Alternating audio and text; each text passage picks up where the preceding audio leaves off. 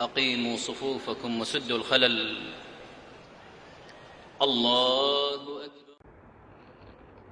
إن الحمد لله نحمده ونستعينه ونستغفره ونعوذ بالله من شرور أنفسنا ومن سيئات أعمالنا.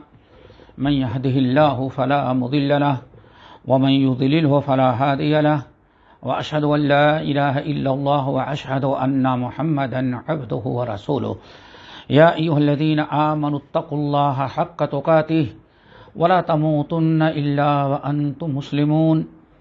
يا أيها الناس اتقوا ربكم الذي خلقكم من نفس واحدة وخلق منها زوجها وبث منهما رجالا كثيرا ونساء واتقوا الله الذي تساءلون به والأرحام إن الله كان عليكم رقيبا. يا أيها الذين آمنوا اتقوا الله وقولوا قولا سديدا يصلح لكم أعمالكم ويغفر لكم ذنوبكم ومن يطع الله ورسوله فقد فاز فوزا عظيما. أما بعد فإن خير الحديث كتاب الله وخير الهدي هدي محمد صلى الله عليه وسلم وشر الأمور محدثاتها وكل محدثة بدعة وكل بدعة ضلالة وكل ضلالة في النار. فأعوذ بالله السميع العليم من الشيطان الرجيم. بسم الله الرحمن الرحيم. وَإِذْ تَأَذَّنَ رَبُّكُمْ لَئِنْ شَكَرْتُمْ لَأَزِيدَنَّكُمْ وَلَئِنْ كَفَرْتُمْ إِنَّ عَذَابِي لَشَدِيدٌ. وقال تعالى فاذكروني اذکرکم واشکروا لی ولا تکفرون. محترم حضرات، ہمارے تمام دینی بھائی اور بہنوں، اللہ رب العالمین کا فضل و کرم اور اس کا احسان ہے کہ ہم سب کو اللہ نے صحت اور عافیت میں رکھا. آئندہ بھی اللہ تعالیٰ سے دعا کرتے ہیں کہ ہم سب بھائیوں اور بہنوں کو صحت اور عافیت میں رکھے، اور ہمارے جو مسلمان بھائی اور ہمارے بہنیں جو بیماریوں میں مبتلا ہیں، اللہ تعالیٰ ان کو صحت اور عافیت نصیب فرمائے. آج آپ حضرات کے سامنے جو کچھ ہمیں کہنا ہے اور کہنے کی وجوہات جو ہیں وہ یہ ہیں کہ الحمدللہ مہینوں کے بعد، ایک عرصے کے بعد ہماری مساجد پھر کھل رہی ہیں. حکومتوں نے اعلان کر دیا ہے. بعض جگہوں پر تو مسجدیں کھل بھی گئی ہیں اور بعض ممالک میں مسجدوں کے کھولنے کا اعلان ہو گیا ہے، تیاری ہو رہی ہے. ان قریب وہاں بھی مسجدیں کھل جائیں گی. لیکن اس کرونا بیماری اور اس وبا اور آفت کے بنا پر جو مساجد کھولی جا رہی ہیں، مساجد کے ذمہ داروں نے یا حکومت نے، علماء نے، کمیٹیوں نے طرح طرح کچھ نہ کچھ پابندیاں اور کچھ نہ کچھ شرائط کے ساتھ مسجد میں آنے جانے کی اجازت دی ہے، اور مسجد میں نماز پڑھنے کا کرنے کا موقع اللہ تعالیٰ کے فضل و کرم سے پھر ہمیں عطا ہوا ہے. لیکن اب اعلان ہو جانے کے بعد بہت سارے ایسے مسائل پر ہمیں عمل کرنے کے لیے کہا جا رہا ہے، یا کچھ ایسے شرائط، کچھ ایسے اعتراضات ہیں جن کے اپنانے میں ہمارے بہت سارے بھائیوں اور بہنوں کو بڑا تردد ہے. جائز اور ناجائز کے شکوک و شبہات میں مبتلا ہیں. تو اس سلسلے میں ہمارے پاس بھی چند سوالات آئے اور مطالبہ کیا گیا، ہم سے بھی پیشکش کی گئی کہ ہم بھی کچھ اس سلسلے میں آپ حضرات کو بطور تذکیر کے بتائیں کہ آخر ایسے موقع پر ہمیں مساجد میں آنا جانا، نماز ادا کرنا، با جماعت نماز کی پابندی کرنا، یہ کچھ آداب اور کچھ شرائط اور حدود مقرر کیے گئے ہیں، شرعی حیثیت ان کی کیا ہے؟ اس سب سے پہلے تو ہم اور آپ اللہ تعالیٰ کا شکر ادا کرتے ہیں کہ ایک عرصے کے بعد مسجدیں کھل رہی ہیں، جمعہ اور جماعت کا انتظام آہستہ آہستہ شروع ہو چکا ہے۔ اس پر اللہ تعالیٰ کا شکر ادا کریں اور دعا کریں کہ آئندہ اللہ ایسی آفتوں اور ایسی بلاؤں اور وباؤں سے ہم تمام امت مسلمہ کو محفوظ رکھے، جس میں ہماری مساجد ہمارے منبر و محراب بھی ہم محروم کر دیے جاتے ہیں۔ تو اس سلسلے میں گفتگو کرنے کے پہلے سب سے پہلے تو یہ چیز یاد رکھیں، اپنا اسلامی عقیدہ، ہمارا ایمان اور ہمارا طور طریقہ اور ہماری سوچ، ہماری سمجھ یہ ہونی چاہیے کہ اللہ تعالی اسباب اور مسببات دونوں کا خالق اللہ وحدہ لا شریک ہی ہے۔ اسباب اور مسببات یعنی کوئی چیز اللہ تعالیٰ پیدا کرتے ہیں، اس چیز کا بھی اللہ پیدا کرنے والا ہے اور سبب بھی اللہ تعالیٰ ہی پیدا کرتا ہے۔ یہ ہمارا عقیدہ ہے۔ اللہ تعالیٰ کوئی سبب بھی کوئی چیز پیدا بھی کرتا ہے اور اس کا سبب بھی اللہ تعالیٰ ہی پیدا کرتا۔ اسباب اور مسببات دونوں کا خالق مالک اللہ وحدہ لا شریک ہے۔ اور اس طرح سے بھی آپ سمجھیں کہ دنیا میں ہر چیز اللہ نے جو پیدا کیا، ہر چیز کی کوئی نہ کوئی خصوصیت اور اس کی کوئی نمایاں تاثیر ہوتی ہے۔ جس چیز کو بھی آپ دیکھیں گے، ہر چیز اللہ نے جو پیدا کیا، اللہ نے اس چیز کے اندر کوئی نہ کوئی خصوصیت اور اس کی تاثیر بھی رکھی ہے۔ آپ پانی دیکھ لیں، دودھ دیکھ لیں، آپ دسیوں قسم کے اناج اور غلہ کھاتے ہیں، اللہ نے اناج اور غلہ بھی پیدا کیا اور ان کے اندر نمایاں تاثیر اور سبب بھی خاصیت بھی پیدا کی۔ آپ گندم کھاتے ہیں، ایک طرف چنا ہوتا ہے، دونوں کی تاثیر دونوں کو رب نے پیدا کیا اور دونوں میں نمایاں فرق اور تاثیر بھی الگ الگ ہے۔ اسی لیے آپ ڈاکٹر کے ہاں جاتے ہیں، ڈاکٹر پوچھتا ہے کہ آپ کیا کھاتے ہیں، کہتا ہے فلاں چیز، مریض کہتا ہے، تو ڈاکٹر کہتا ہے نہیں اس چیز کو نہ کھائیں، اس میں فلاں تاثیر ہے، اس میں فلاں تاثیر ہے۔ اللہ اکبر! کسی میں گرم تاثیر، کسی میں ٹھنڈی تاثیر، کسی میں قبض کی تاثیر، کسی میں پیٹ صاف کرنے کی تاثیر۔ دیکھیں ہر چیز کو اللہ نے پیدا کیا اور ہر چیز میں کوئی نہ کوئی نمایاں تاثیر اور خصوصیت بھی رکھی ہے، اور دونوں کا خالق اور مالک اللہ ہے۔ گندم بھی اللہ ہی نے پیدا کیا، اس کی تاثیر بھی اللہ ہی نے پیدا کی۔ خیار کو آپ دیکھیں، خیار اللہ نے پیدا کیا اور اللہ نے اس کی تاثیر بھی پیدا کی، کسی کی گرم، کسی کی ٹھنڈی، کسی کی میٹھی، کسی کی کڑوی۔ اس طرح سے آپ سمجھیں کہ اللہ، اپنا عقیدہ یہ بھی سمجھیں کہ اللہ بیماری بھی پیدا کرتا ہے اور ہر بیماری کی تاثیر و خصوصیت بھی اللہ ہی نے پیدا کیا۔ یہ نقطہ آپ سمجھیں، ہر چیز، ہر بیماری اللہ پیدا کرنے والا ہے۔ اللہ کے بغیر کوئی بیماری پیدا نہیں ہو سکتی، اور پھر ہر چھوٹی بڑی بیماری کی تاثیر بھی الگ الگ، خصوصیت بھی الگ الگ ہوتی ہے۔ بخار بھی اللہ تعالیٰ پیدا کیا، بخار کی تاثیر کچھ اور ہے۔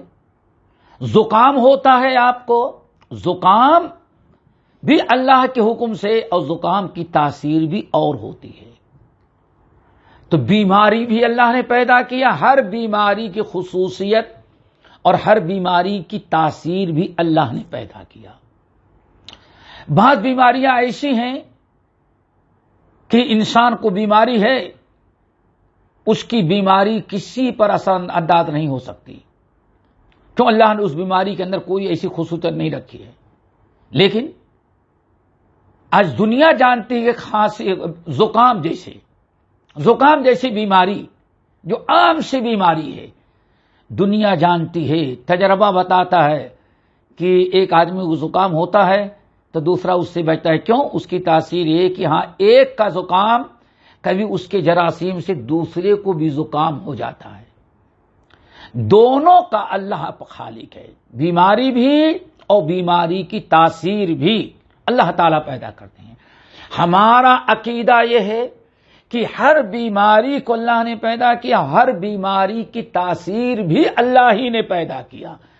اللہ تعالیٰ چاہتا ہے تو ایک کی بیماری دوسرے کو اثر انداز ہو سک جاتی ہے، دوسرے کو متاثر کر دیتی. اگر نہیں چاہے گا تو کچھ نہیں ہوتا. یہ ہمارا اسلامی عقیدہ ہے. اللہ رب العالمین دونوں کا مالک ہے. غیر اسلامی عقیدہ، کفار اور مشرکین جو شرکیہ عقیدہ رکھنے والے ہیں، غیر مسلمین، ان کا عقیدہ یہ ہے کہ اللہ نے بیماری تو پیدا کیا لیکن بیماری کے اندر جو تاثیر ہے وہ اللہ نے نہیں پیدا کیا، وہ بیماری پیدا کرتی ہے. بیماری کے اندر یہ طاقت ہے کہ بیماری اچھل کے کسی کو لگ جائے. اللہ کے حکم کا کوئی، اللہ کی مشیت، اللہ کے حکم کا کوئی اس میں معاملہ نہیں ہے. بذات خود بیماری کے اندر یہ صلاحیت اور قوت ہے. یعنی بیماری اللہ نے پیدا کیا، باقی اس کا بیماری کا سبب جو ہے وہ اللہ تعالی نہیں بلکہ بیماری کی وجہ سے پیدا کرتی ہے. یہ فرق ہے. اللہ نے بیماری پیدا کیا اور بیماری کا سبب بھی اللہ، تاثیر بھی اللہ ہی نے پیدا کی. یہ ہمارا اسلامی عقیدہ.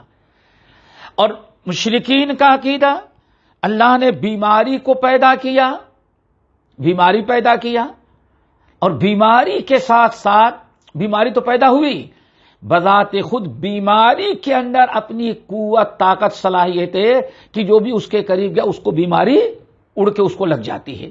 یہ شرکی عقیدہ ہے.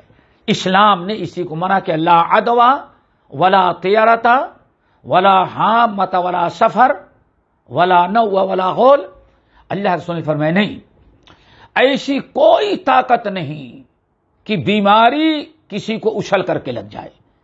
جب آپ نے حدیث بیان کی تو ایک اونٹ والے صحابی نے کہا یا رسول اللہ، نہیں ایسا ہوتا ہے کہ ہمارا تجربہ ہے کہ بیماری خود لگ جاتی ہے کسی کو. آپ نے فرمایا کیوں؟ کہا میرے ایک اونٹ کو بیماری لگتی ہے، دیکھتے دیکھتے اس کی بیماری اڑ کر کے اچھل کر کے سارے اونٹوں کو لگ جاتی ہے. آپ نے فرمایا فمن اجرب الاول، اچھا پہلے اونٹ کو بیماری کیسے لگی؟ کسی اونٹ کو تو نہیں، پہلے اونٹ کو کیسے بیماری لگی؟ تو اس نے کہا کہ پہلے کو تو اللہ نے دی. تو اللہ نے فرمایا دوسرے تیسرے کو بیماری لگے گی تو اللہ ہی کے حکم سے ہوگی. یہ وصول. اب آئیں چند باتیں آپ کے سامنے بڑی ایک اہم رکھتے ہیں. جب آپ نے مسئلہ سمجھ لیا کہ بیماری کا بھی مالک اللہ اور بیماری کے اندر تاثیر پیدا کرنا بھی اللہ کا کام ہے، بیماری کا اپنا کمال نہیں ہے.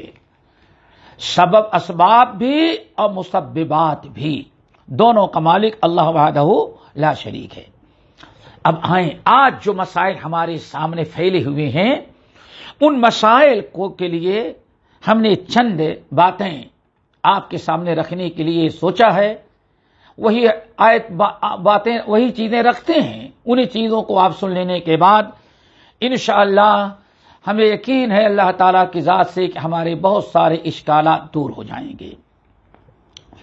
نمبر 1، اللہ تعالیٰ نے اپنے پیارے نبی کے ذریعے ایک وصول مقرر کیا.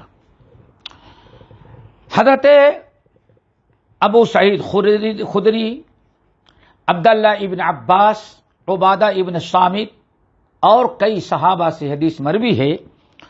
سنن ابن ماجہ وغیرہ میں مسند احمد بن حنبل کی روایت ہے، طبرانی کی، بہقی وغیرہ نے، اور محدثین کی بڑی جماعت جس میں علامہ البانی ہیں، سب لوگوں نے اس حدیث کو صحیح قرار دیا. اور جوامع الکلم میں سے بڑی اہم حدیث ہے دوستو، اس کو یاد رکھنا. ایک اسلامی اصول اور ضابطہ اللہ نے بیان کر دیا. کیا؟ اللہ رسول نے فرمایا لا ضرر ولا ضرار. نہ کسی کو نہ خود نقصان اٹھاؤ اور نہ کسی کو نقصان پہنچاؤ. لا ضرر ولا ضرار. نہ نقصان اٹھاؤ ضرر پہنچاؤ، نہ تکلیف اٹھاؤ نہ کسی کو تکلیف پہنچاؤ. کیا مطلب ہے؟ یعنی خود بھی ایسا کام نہ کرو جس سے اپنا نقصان ہو اور ایسا بھی کام نہ کرو کہ کسی دوسرے کو نقصان پہنچے. لا ضرر ولا ضرار. یہ اسلام کا ایک بہت بڑا اصول. اللہ کے رسول نے فرمایا لا ضرر ولا ضرار. نہ نقصان اٹھاؤ نہ نقصان کسی کو پہنچاؤ. نہ اپنا نقصان کرو اور نہ کسی اور کو نقصان پہنچاؤ. یہاں ضرر عام ہے. مال، جان، صحت، تندرستی، اولاد، دین، دنیا. اہل علم کہتے ہیں ہر قسم کا ضرر ہے. نہ تو اپنا نقصان کرو اور نہ کسی اور کو نقصان پہنچاؤ.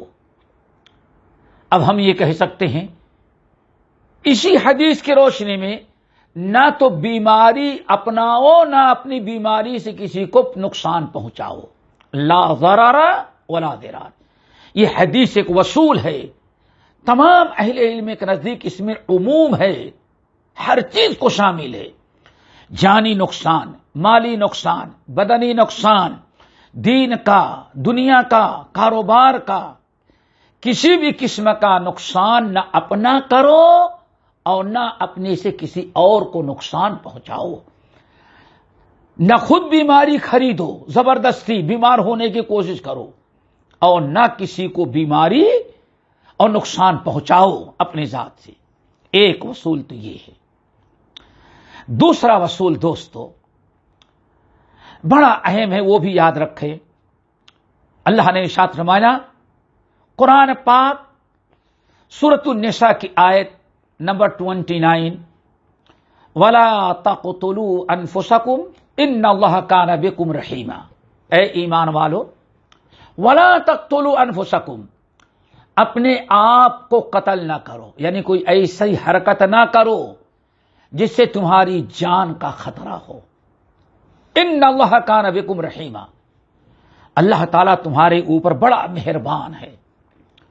تمہیں آگاہ کر دے رہا ہوں ولا تقتلوا انفسکم، خبردار اپنے آپ کو قتل نہ کرو، یعنی اپنی کوئی ایسی حرکت نہ کرو، کوئی ایسا عمل نہ کرو جس سے کوئی ایسی حرکت، کوئی ایسا عمل نہ کرو جس سے تمہاری جان جائے، تمہاری جان کا خطرہ ہو یا تمہارے جان جانے کا سبب بنے. ولا تقتلوا انفسکم ان اللہ کان بکم رحیما. یہاں بھی تمام اہل علم کے نزدیک بالکل عموم ہے. ایک حدیث امام بخاری نے تعلیقاً، امام ابو داؤد اور بہت سارے محدثین نے نقل کیا. حضرت عمرو ابن العاص رضی اللہ تعالی عنہما کہتے ہیں کہ نبی علیہ السلام نے ان کو سپہ سالار بنا کر کے جنگ سلاسل، غزوہ سلاسل میں بھیجا. گئے، میدان میں تھے، جنگ ہو رہی تھی، جنگ میں برابر شامل تھے، سپہ سالار تھے.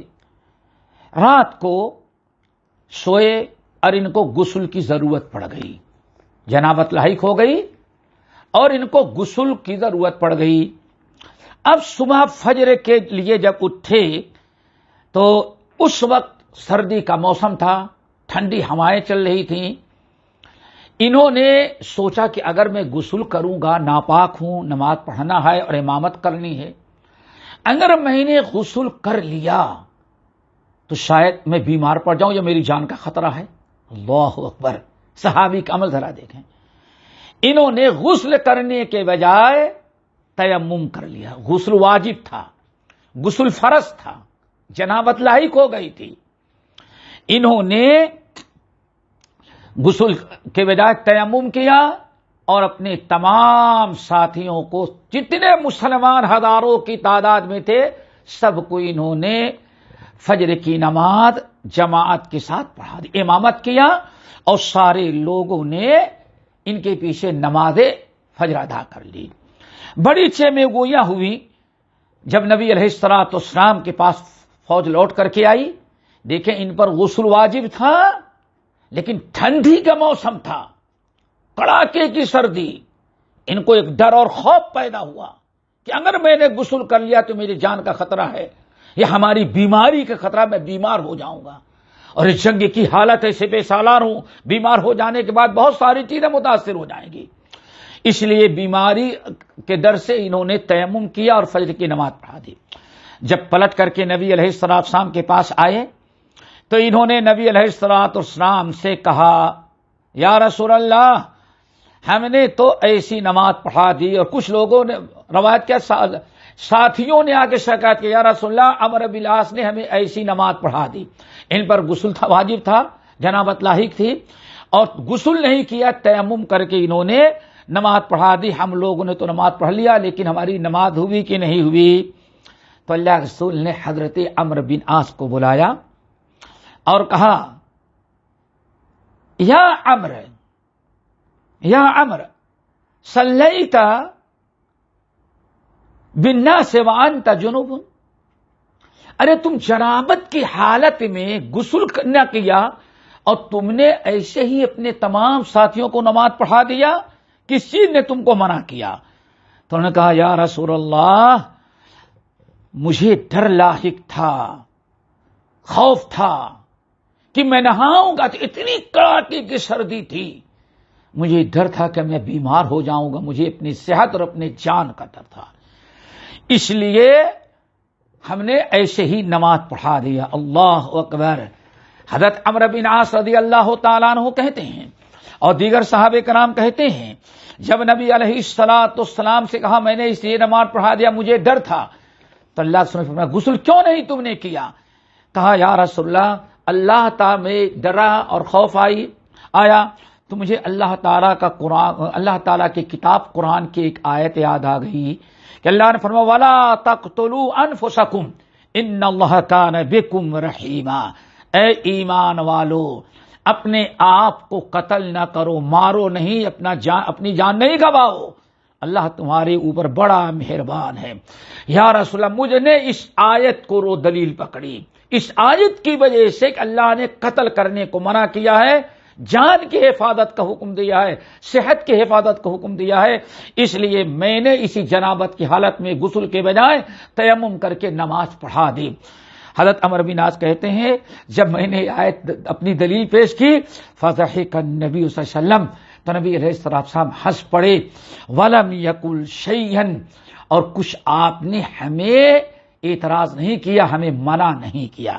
اس حدیث کو امام بخاری رحمت اللہ علیہ اپنے صحیح کے اندر نقل کر کے یہ مسئلہ اخذ کرتے ہیں کہ جنابت کی حالت میں اگر انسان کو جان کا، مال کا اور بیماری کا یہ لفظ یاد رکھیں، اگر آدمی کو بیماری کا ڈر ہے، آدمی جنابت سے ہے، ناپاک ہے، نماز کا وقت آ گیا، اور ٹھنڈی کی وجہ سے آدمی کو اپنی جان، اپنی صحت کا یا پیاس کا ڈر ہے، تو نہانے کے بجائے تیمم کر کے نماز پڑھا دے گا۔ دیکھا یہ وَلَا تَقْتُلُوا أَنفُسَكُمْ إِنَّ اللَّهَ كَانَ بِكُمْ رَحِيمًا۔ حضرت عمرو ابن العاص رضی اللہ تعالیٰ عنہ نے اس آیت کو دلیل بنایا، اور جنابت کی حالت میں جب غسل واجب تھا، ناپاک تھے، حدث اکبر تھا، تو انہوں نے اپنی صحت اور اپنی جان کو بچانے کے لیے غسل کیا کے بجائے تیمم کر لیا، غسل کو ساقط سمجھا اور قرآن پاک کی آیت کو دلیل بنایا، اور اللہ کے رسول نے ان کے اس عمل کو پسند کیا۔ اس سے پتہ چل گیا دوستو کہ ہمیں اپنی جان، اپنے مال، اپنی صحت کی حفاظت کی ضرورت ہے۔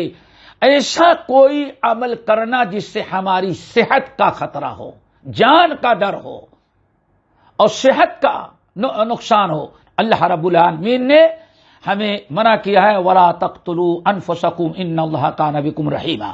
نمبر 3 قرآن پاک سورۃ البقرہ کی آیت نمبر 195 195 آیت نمبر، یہ بھی یاد رکھیں. اللہ رب العالمین نے ہمیں فرمایا وَلَا تُلْقُوا بِأَيْدِيكُمْ إِلَى التَّهْلُكَةِ، اے لوگو اپنے آپ کو ہلاکت میں نہ ڈالو، اپنے آپ کو ہلاکت میں. اللہ رب العالمین نے ہمیں ہلاکت میں پڑنے سے منع کیا ہے. کیا مطلب ہے؟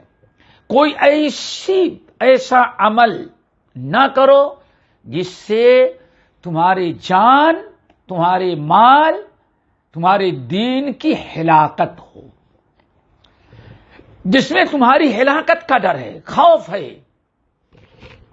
نقصان کا، تمہارے جسم کا، تمہارے صحت کا، تمہارے اعضاء کا، تمہاری جان کا، تمہارے مال کا. اگر اس ہلاکت کا خوف ہے تو اللہ نے فرمایا وَلَا تُلْقُوا بِأَيْدِيكُمْ إِلَى التَّهْلُكَةِ، میرے بندو اپنے آپ کو ہلاکت میں نہ ڈالو. دیکھیں اللہ تعالی نے ہمیں اپنی جان، اپنا مال، اپنی صحت، اپنا ایمان، اپنا دین ہلاکت سے بچانے کا تاکیدی حکم دیا. وَلَا تُلْقُوا بِأَيْدِيكُمْ إِلَى التَّهْلُكَةِ، اپنے آپ کو ہلاکت میں نہ ڈالو.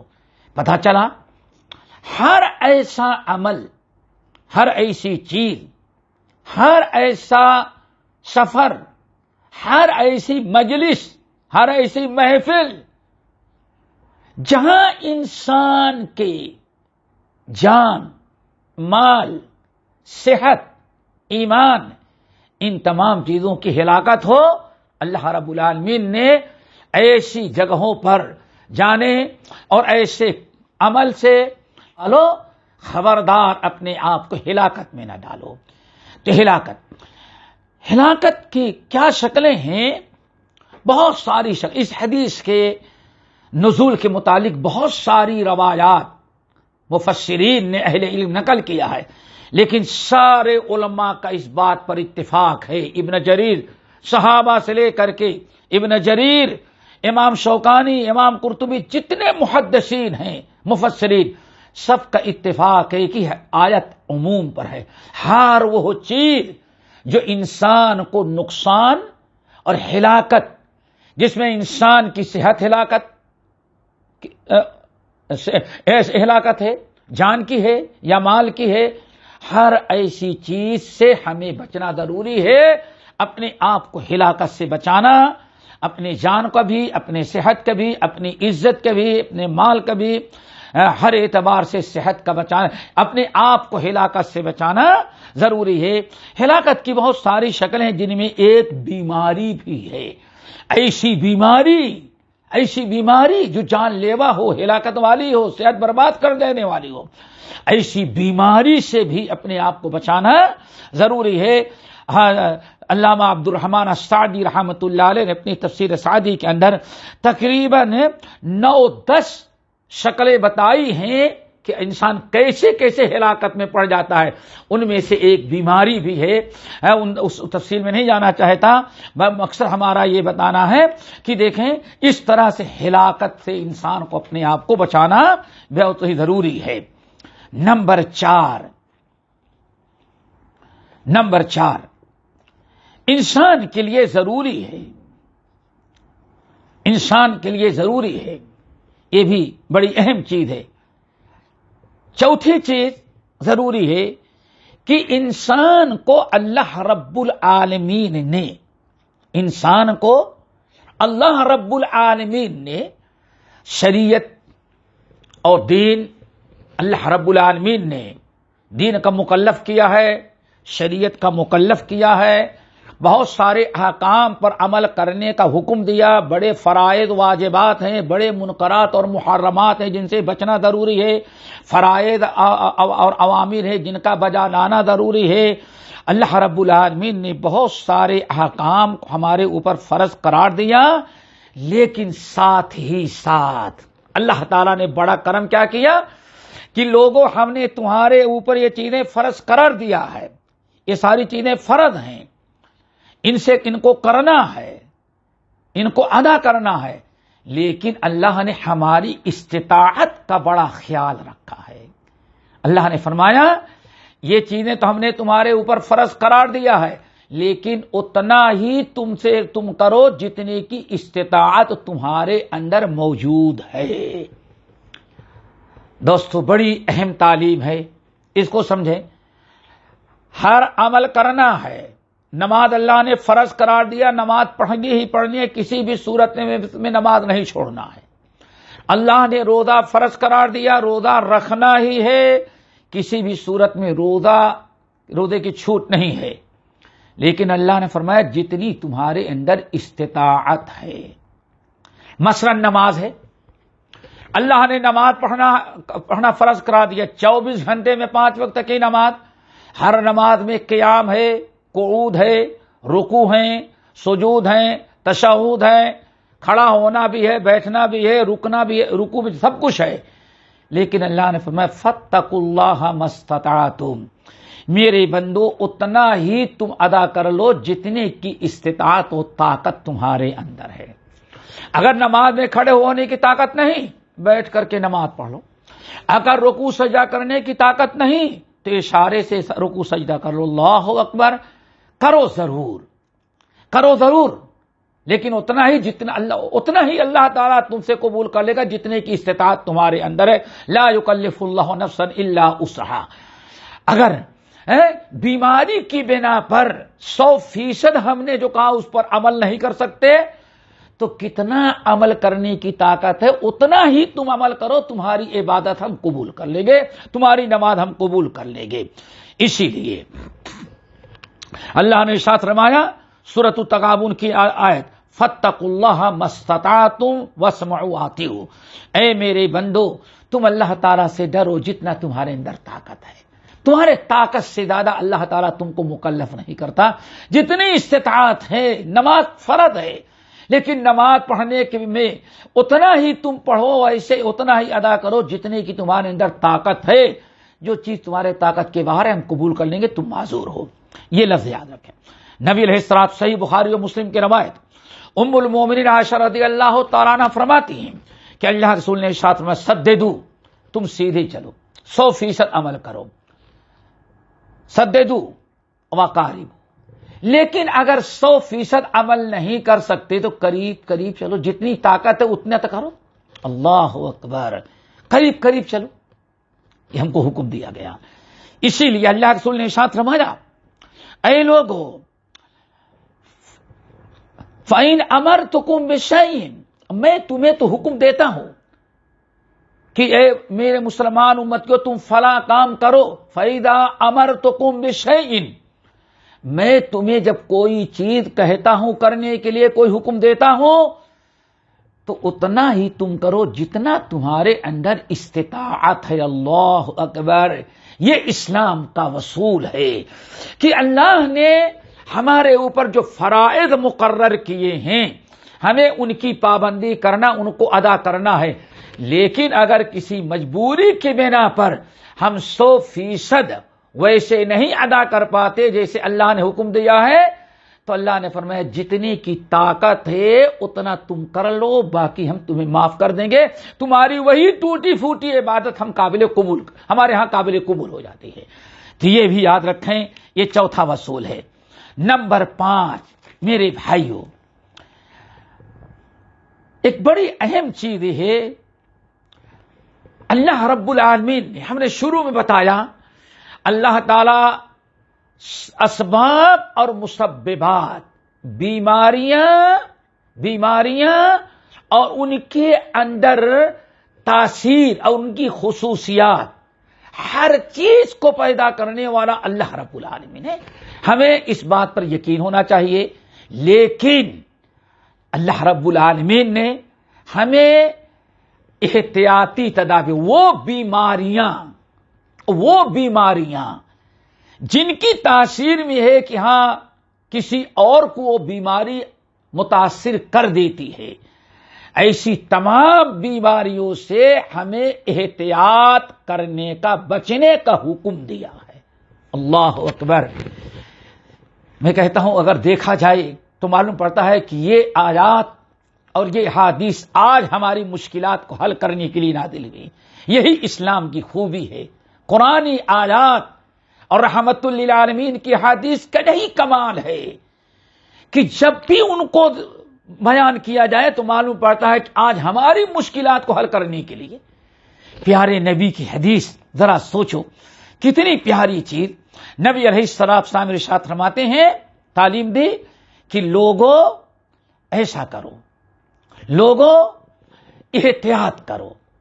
اگر کوئی ایسی بیماری ہے جس بیماری کی تاثیر میں خصوصیات اللہ نے رکھی ہے کہ دوسرے پر بھی اثر انداز ہو سکتی ہیں،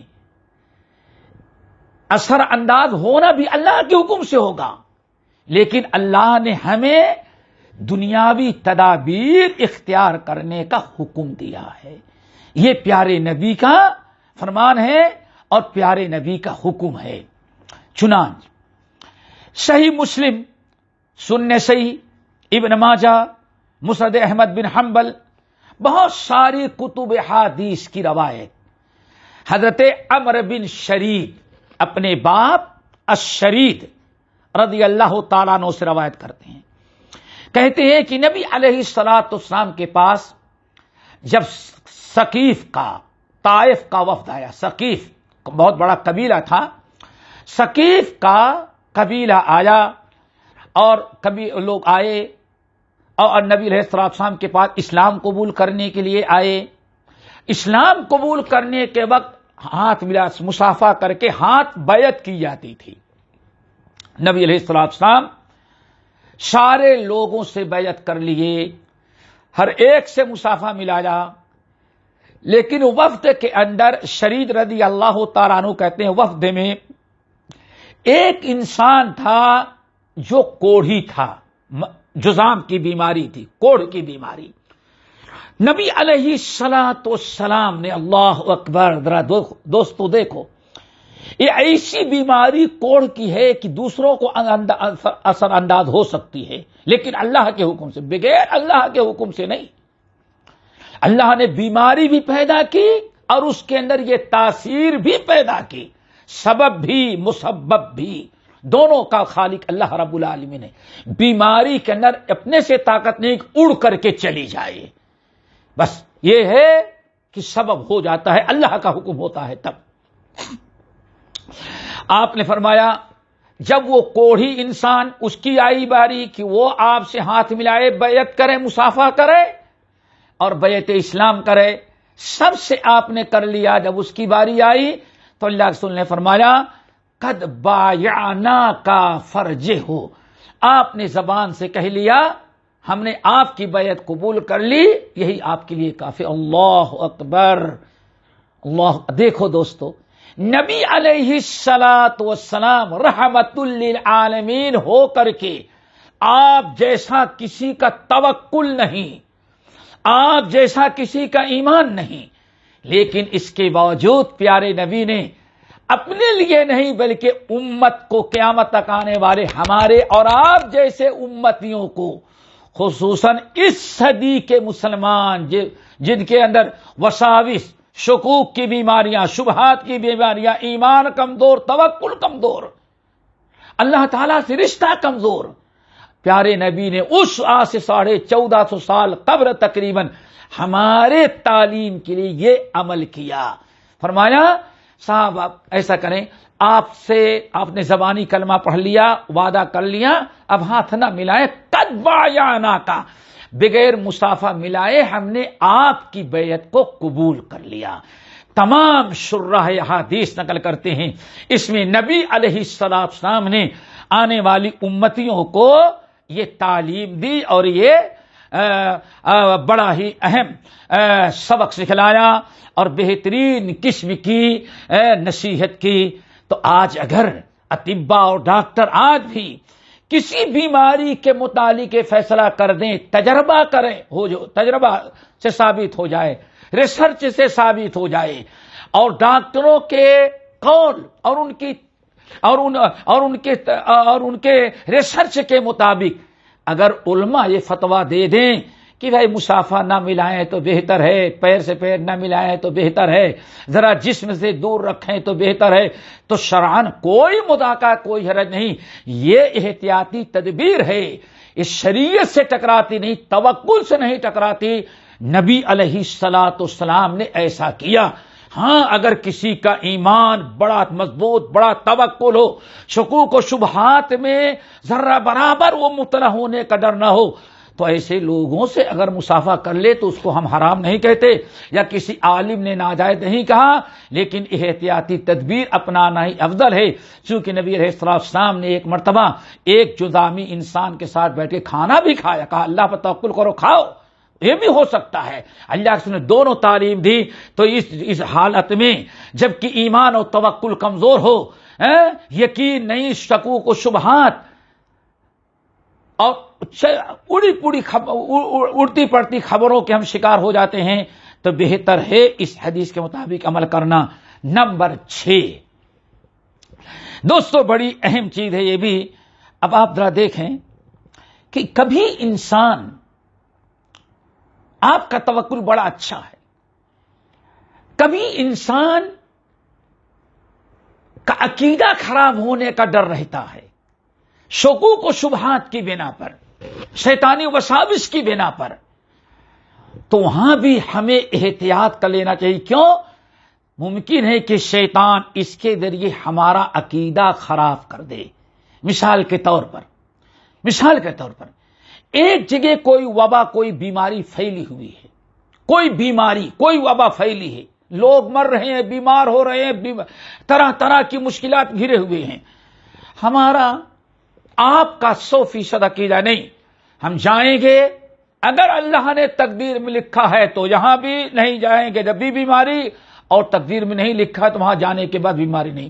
اس میں کوئی شک نہیں، آپ کا عقیدہ ہے.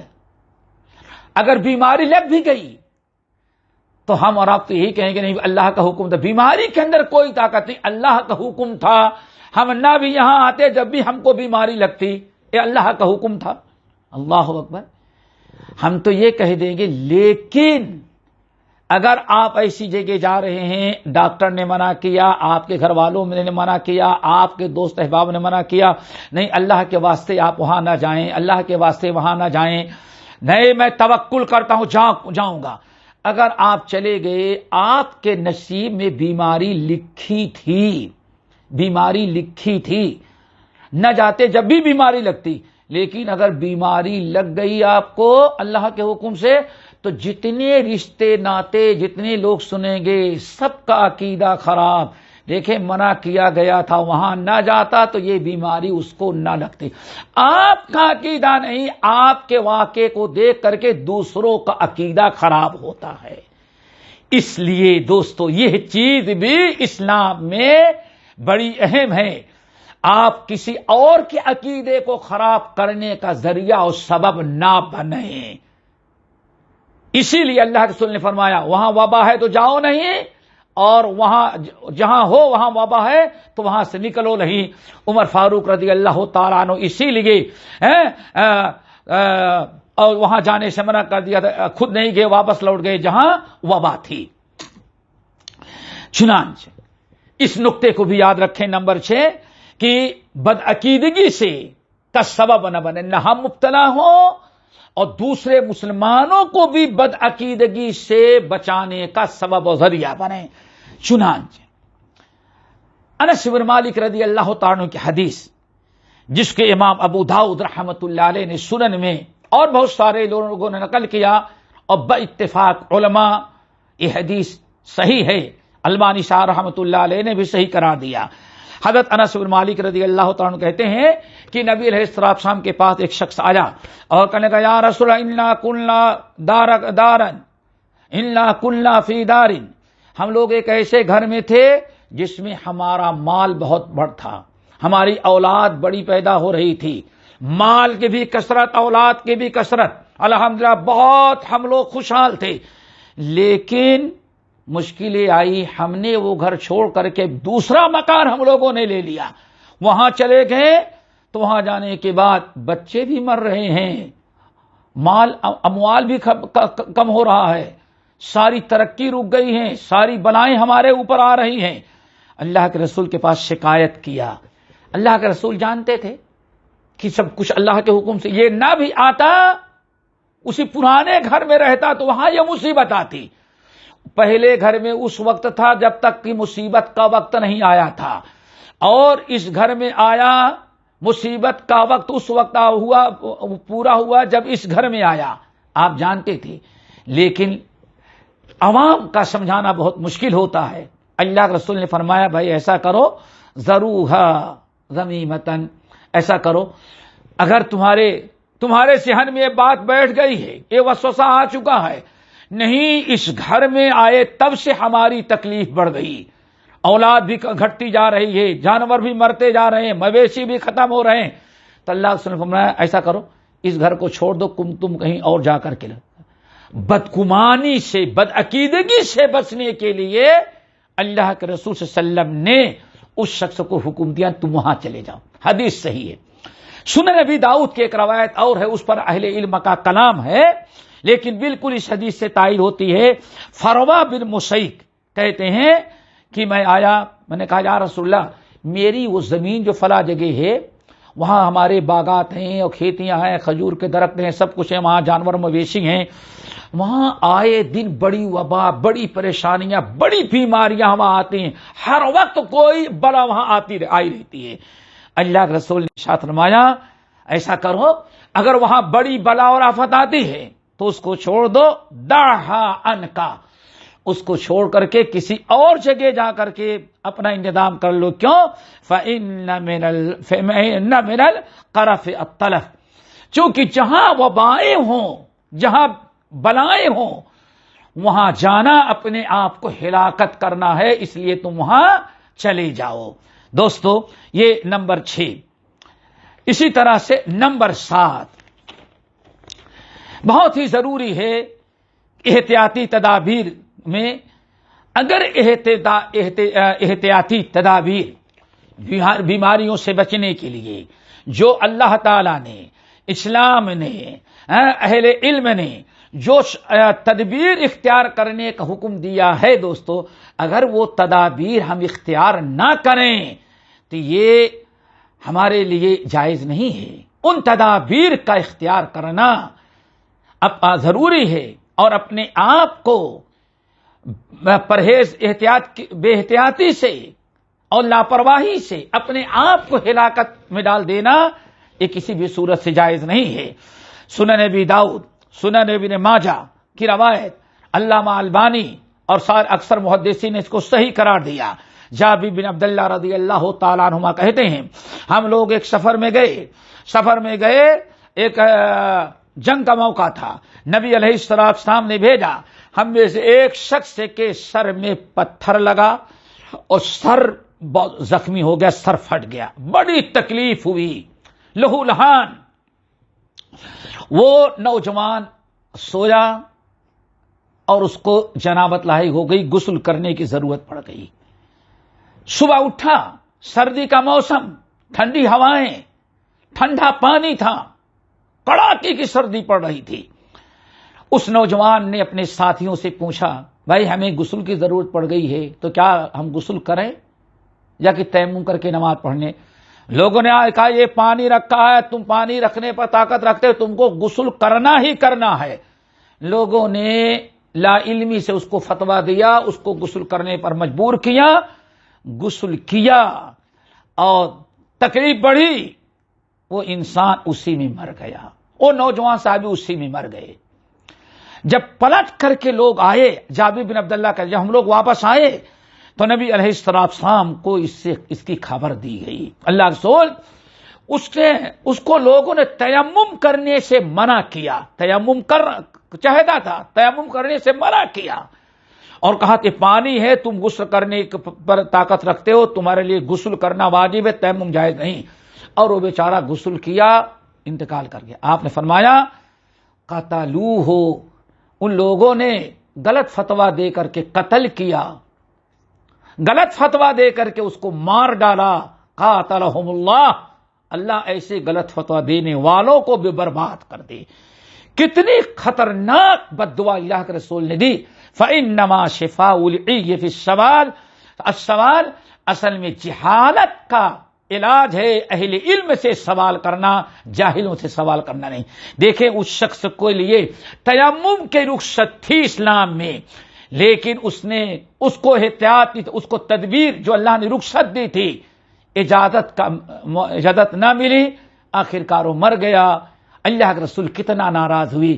اس لیے دوستو جو احتیاطی تدابیر ہیں ان سے اعراض کرنا، ان سے کنارہ کشی اختیار کرنا کسی بھی صورت سے جائز نہیں ہے۔ یہ چیز ذہن نشی کریں اور اس سے اپنے آپ کو بچانے کی کوشش کریں۔ دوستو نمبر 8 بہت ضروری ہے، یہ 8ویں چیز، صحیح مسلم کی روایت بسند صحیح، اور امام بخاری رحمت اللہ علیہ نے بھی نقل کیا ہے، لیکن تعلیقاً نقل کیا، یعنی ٹاپ کی بڑے اعلی درجے کی حدیث۔ اللہ کے رسول نے ارشاد فرمایا، اللہ اکبر، دوستو ذرا اپنے آپ کو سنبھالو، احتیاطی جو بیماریاں متعدی ہوں، یعنی جن بیماریوں کے متعلق یہ تجربہ ہو جائے، ریسرچ ہو جائے، یقین ہو جائے کہ یہ بیماری ایک کی بیماری دوسرے کی بیماری کے سبب ہو سکتی اللہ تعالیٰ کے حکم سے، اللہ کے حکم سے، تو ایسی بیماریوں سے دور رہنا اور ایسے مریضوں سے دور رہنا ضروری ہے۔ سمجھو پہلے، ہر جس بیماری کے متعلق یہ 100% ریسرچ ہو جائے، یقین ہو جائے، علم آ جائے، تجربے کے ذریعے، ماہرین ڈاکٹر کے ذریعے اور اہل علم کے ذریعے کہ یہ متعدی بیماری ہے، دوسروں میں بیماری کے پھیلنے کا سبب بن سکتی ہے، تو ایسے مریضوں سے اور ایسی مجلسوں اور ایسی محفلوں سے دوستو اجتناب کرنا اور دور رہنا، یا اتنا فاصلہ کرنا جتنے سے بیماری کا وہاں تک اثر انداز ہونا غیر ممکن ہو، تو اس کا اپنانا دوستو بڑا ضروری ہے۔ حدیث بڑی مشہور، اللہ نے فرمایا لا یورد ممرض علی مصحن، اللہ اکبر، لا یورد ممرض علی مصحن، اللہ رسول نے فرمایا جس شخص کے اونٹ، ذرا سمجھیں، جس شخص کے اونٹ میں بیماریاں پھیل گئی ہوں، بیماری پھیل گئی ہو، جانور میں کچھ ایسی بیماری متعدی ہوتی، ایک جانور کو لگی دوسرے جانور کو پھر تیسرے کو، ایسے دیکھتے ہیں آج بھی کہیں کسی کی مرغی مرنے لگتی ہیں تو ہزاروں کی مرغی، بکریاں مرنے لگتی ہیں تو ہزاروں کی، کوئی وبا جیسے انسانوں میں آئی ایسے جانوروں میں بھی آتی ہیں، تو اونٹ میں ایک بیماری ایسی ہوتی ہے۔ اللہ سن رہا ہے جن کے اونٹ بیمار ہیں خبردار، جس شخص کے اونٹ بیمار ہیں خبردار، وہ شخص اپنے اونٹوں کو اس آدمی کے اونٹوں میں نہ ملنے دے جس کے اونٹوں میں بیماری نہیں ہے۔ دوستو اس حدیث پر ذرا سمجھو، ایک انسان کے اونٹ میں کوئی بیماری پھیلی ہوئی ہے، اونٹ ہلاک ہو رہے ہیں، بیمار ہو رہے ہیں، پریشانی میں ہے، اللہ نے فرمایا اے وہ شخص جس کے اونٹ میں بیماریاں ہیں اپنے اونٹ کو ایک الگ رکھے، ان لوگوں کے اونٹوں میں نہ جانے دے اپنے اونٹوں کو جن کے اونٹوں میں بیماری نہیں ہے، جن کے اونٹ، جن کے جانور بلا سے محفوظ ہیں، بلا والے اپنے اونٹ کو، اپنے جانور کو ان کے جانوروں میں نہیں ملنے دے۔ کیوں؟ تکلیف ہوگی، نقصان پہنچے گا۔ اب آپ ذرا بتائیے جب نبی علیہ الصلوۃ والسلام نے ایسے بیمار اونٹ جن کے بیماری متعدی ہے، غیروں کو متاثر کرنے والی ہے، ایسے انسان کو اپنے حکم دیا تم اپنے اونٹوں کو بالکل الگ رکھو، اپنے جانور کو الگ رکھو، خبردار تم اپنے جانور کو اس شخص کے جانور میں نہیں جانے دو جس کے جانور صحت مند ہے اور جس کے جانوروں میں کوئی وبا بیماری نہیں ہے۔ ذرا سوچیں، اللہ کے رسول نے جانوروں کا اتنا خیال رکھا تو کوئی بیماری انسان کو جو دوسرے انسان تک لگنے والی ہو اس انسان کے لیے احتیاط کرنے کی کتنی ضرورت ہے۔ یہ شریعت ہے دوستو۔ جب جانوروں کے بارے میں اللہ کے رسول نے منع کیا تو اگر کوئی ایسی بیماری ہو تو ایک ایسے شخص کو دوسرے شخص کے پاس اگر جانے سے روک دیا جائے، منع کر دیا جائے علاج اور معالجے کے طور پر، تو شرعاً کوئی حرج نہیں ہے۔ اللہ کے رسول کی اس حدیث کو یاد رکھو، لا یورد ممرض علی مصاحب، جی اے وہ شخص جس کے اونٹوں کو میں بیماری پھیلی ہے، اپنے اونٹوں کو کسی بھی حالت میں اس شخص کے اونٹ سے نہ ملنے دو، اس کے جانور سے نہ ملنے دو جس کے جانور اور اونٹ بیماری سے محفوظ ہیں۔ نمبر 9 بڑی اہم چیز ہے، ایسے لوگ جو کسی ایسی خطرناک بیماری میں ہیں یا کمزور ہیں کہ ایسی بیماری کو برداشت نہیں کر سکتی، وہ وبائی بیماری کو، آدمی خود بیمار ہوتا ہے، کبھی ایسے کمزور ہوتا ہے کہ بڑھاپے کی وجہ سے، یا اس کے اندرونی کچھ ایسی بیماریاں ہوتی ہیں کہ اس کے اندر قوت دفاع نہیں ہے۔ سامنے کی جو بیماریاں ہیں ان بیماریوں کے مقابلے کی طاقت نہیں۔ اگر ایسے معذور لوگوں کو ان لوگوں سے کے ساتھ جانے سے منع کر دیا جائے جن میں کچھ ایسی بیماریاں ہیں کہ ممکن ہے یہ کمزور لوگ یا مریض لوگ ایسے بیماروں کے پاس جائیں تو ان کی بیماریاں ان کو لگ جائیں یا ان کو، اور اس طرح سے وہ برداشت نہ کر سکیں، تو ایسے لوگوں کو بھی منع کر دینا، شرعاً روک دینا، مساجد میں جانے سے، ایسی محفلوں میں جانے سے روک دینا، یہ کوئی مداخلہ، کوئی حرج نہیں ہے۔ جیسے کہ اللہ سبحانہ قد بایانا کا، میرے بھائی ہم نے آپ سے بیعت کر لیا، جو حدیث گزری ہے اس حدیث کو یاد رکھیں، اسی لیے کوئی آج کی بات نہیں۔ امام قاضی ایاز ماشاءاللہ آج سے تقریباً 1000 سال قبل انہوں نے فتویٰ دیا تھا اور کہا تمام علماء کا اس بات پر اتفاق ہے کہ ایسے کمزور لوگ کہ جن کے آنے سے مسجد کے اندر آنے سے اور مزید ان کی بیماری کا یا عوام کی بیماری کا خطرہ ہے، تو ایسے لوگوں کو با اتفاق علماء اگر مسجد میں آنے سے روک دیا جائے تو جائز ہے، اور ان کو چاہیے کہ اپنے گھروں میں نماز پڑھ لیں اور مسجد میں نہ آئیں، اور اگر ایسا کریں گے تو انشاءاللہ ان کو پورا ثواب ملے گا۔ کسی شرعی عذر کی بنا پر اگر ان کو مسجدوں میں آنے سے روک دیا گیا ہے، بڑھاپے کی وجہ سے، عمر درازی کی وجہ سے، یا ان کے اندر کچھ ایسی کمزوری یا بیماریاں ہیں اور ایسی دوائیں کھا رہے ہیں کہ باہر کی کوئی چیز وہ برداشت نہیں کر سکتے، قوت دفاع نہیں ہے، اگر ان کو روک دیا گیا، منع کر دیا گیا، وہ اپنے گھر میں بیٹھ کر کے نماز پڑھ لیں گے تو انشاءاللہ ان کے نماز کا پورا ثواب ان کو ملتا رہے گا۔ شرعاً کوئی مداخلہ، کوئی حرج نہیں ہے۔ صحیح بخاری کی روایت ہے، حضرت ابو موسیٰ اشعری رضی اللہ تعالیٰ عنہ روایت کرتے ہیں کہ اللہ کے رسول نے ارشاد فرمایا، جب بندہ بیمار ہو یا سفر میں ہو اور پہلے کوئی بندہ نیک کام کرتا تھا، کتنا بھی زیادہ نیک کام کر رہا ہو، اگر بیماری یا سفر کی بنا پر، عذر کی بنا پر وہ نیک اعمال نہیں کر پا رہا ہے، تو اللہ تعالیٰ فرشتوں سے کہتے ہیں یہ بندہ صحت اور سفر کے پہلے، بیماری اور سفر کے پہلے جتنی نیکیاں کرتا رہا، جب تک جتنی نیکیاں کرتا رہا پورے ثواب لکھتے رہنا، گرچہ بیماری یا سفر کی بنا پر یہ عمل نہیں کر پا رہا ہے۔ تو ایسے عمر دراز لوگوں کو یا ایسے مریضوں کو اگر مسجد میں آنے سے روک دیا گیا ہے، فتویٰ دے دیا گیا یا حکومت نے روک دیا ہے، تو انشاءاللہ اگر وہ بات رہیں گے تو ان کو پورا ثواب ملے گا، ان کے ثواب میں کوئی کمی نہیں ہوگی انشاءاللہ۔ نمبر 10، یہ بہت ضروری چیز ہے، اس کو یاد رکھیں۔ بہت سارے واجبات اور بہت سارے فرائض، اچھی طرح سے یاد رکھیں، بہت سارے واجبات، بہت سارے فرائض جن کے بغیر کوئی عبادت مکمل نہیں ہوتی، ایسے بہت سارے واجبات اور فرائض بیماری کی وجہ سے شرعی عذر کی بنا پر ساقط ہو جاتے ہیں.